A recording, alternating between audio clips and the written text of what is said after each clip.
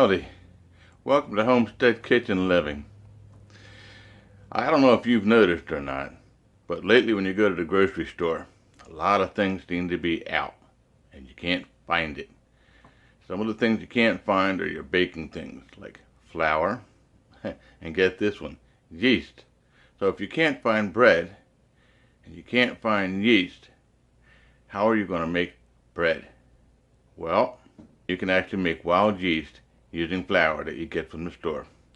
Let me show you how. Let's get started.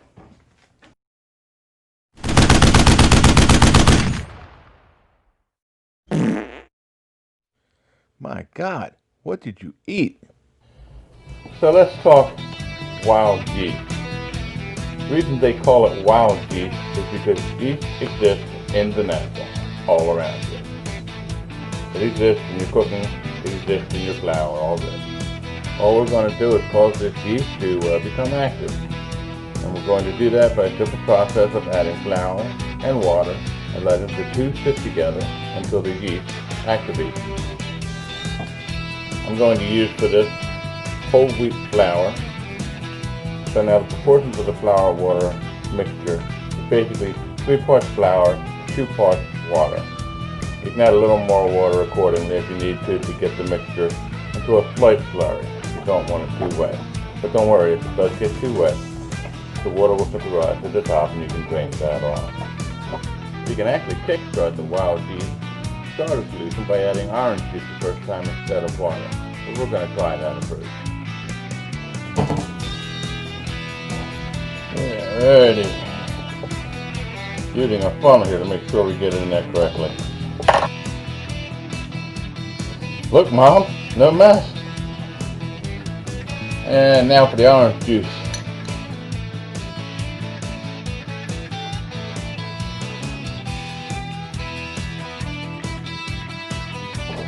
And when you're done mixing it up, you just want to cover it up loosely, not tight. And we're going to set this in a warm spot, a dark warm spot of our house.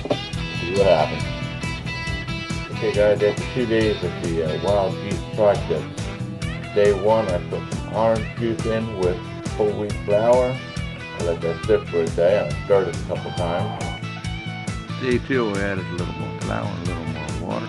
And I stirred that a couple times. I also put it in a slightly warm rotation. Let me show you what we have after 2 days.